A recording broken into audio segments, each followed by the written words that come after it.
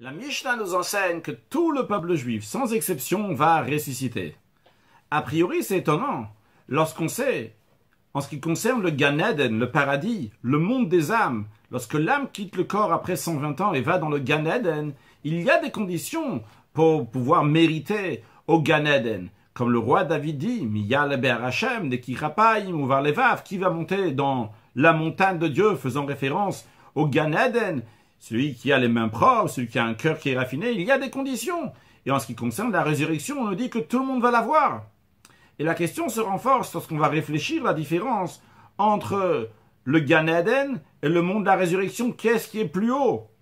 Le Gan Eden, il y a un dévoilement divin. Mais dans la résurrection des morts, dans ce monde, il y aura encore un plus grand dévoilement divin. D'ailleurs, la preuve est que même les patriarches comme Abraham, Yitzhak et Yaakov, qui se trouvent dans le Gan Eden depuis des milliers d'années, vont revenir dans ce monde matériel pour pouvoir avoir cette récompense exceptionnelle, ce dévoilement divin qui est beaucoup plus haut que le dévoilement divin qu'il y a dans le Gan Eden. Et pourtant, en ce qui concerne le Gan Eden, il y a des conditions pour l'avoir, et en ce qui concerne le monde de la résurrection, on nous dit par évidence que tout le peuple juif va ressusciter.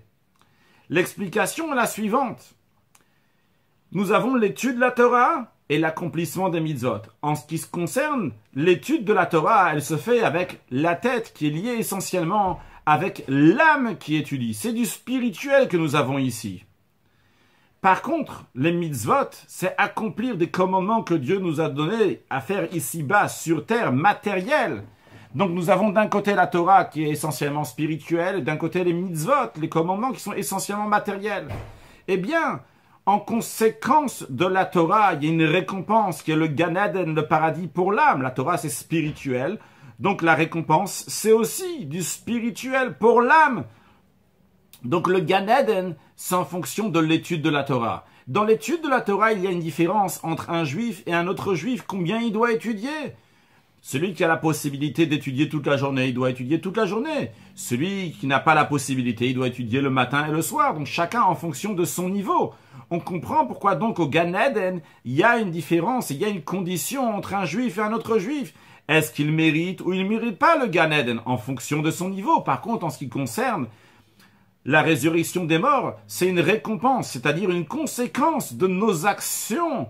Et vu que tous les juifs ont fait des bonnes actions, et comme le Talmud dit que même les juifs qui sont entre guillemets vides, eux aussi sont remplis de commandements, des mitzvot, des bonnes actions comme une grenade avec plein de graines.